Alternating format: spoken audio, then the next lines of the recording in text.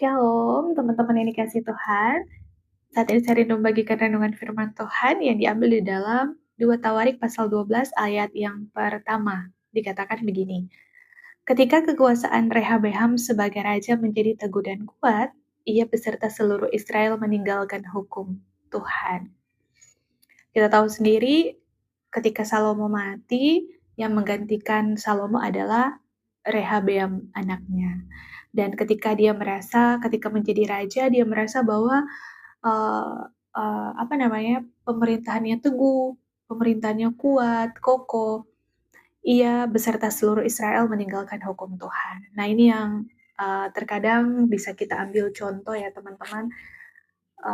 Terkadang kita kalau sudah ada di zona nyaman, kita sering melupakan hukum-hukum Tuhan di dalam hidup kita, perintah-perintah Tuhan di dalam hidup kita.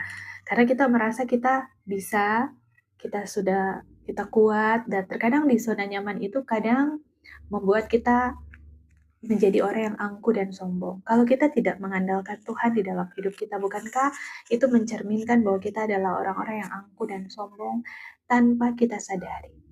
Mungkin kita merasa, saya tidak sombong, saya rendah hati kok, gitu. Tapi kalau kita sudah tidak mengandalkan Tuhan dalam segala aspek kehidupan kita, bahkan tidak melibatkan Tuhan dalam perencanaan kita, tanpa kita sadari, kita sudah menjadi orang-orang yang sombong di hadapan Tuhan.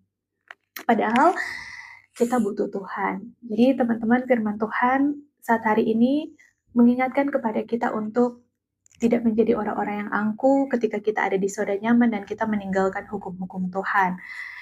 Karena di dalam ayat yang kelima dikatakan, beginilah firman Tuhan, kamu telah meninggalkan aku, oleh sebab itu aku pun meninggalkan kamu dalam kuasa Sisak. Jadi teman-teman, bukan Tuhan yang meninggalkan kita, tapi kita yang meninggalkan Tuhan. Dan akhirnya apa yang kita tabur ya, itu yang kita tuai. Ketika kita menabur hal yang tidak baik ya, hal yang tidak baik juga itu yang akan mendatangi hidup kita. Ketika kita meninggalkan hukum Tuhan, ya berarti kita juga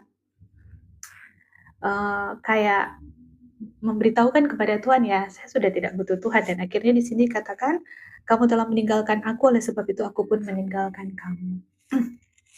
Jika Tuhan yang membuka pintu, siapa yang dapat menutupnya? Jika Tuhan yang menolong kita, siapa yang dapat menggagalkannya? Tapi jika Tuhan tidak di pihak kita, siapa yang sanggup menolong kita? Tidak ada.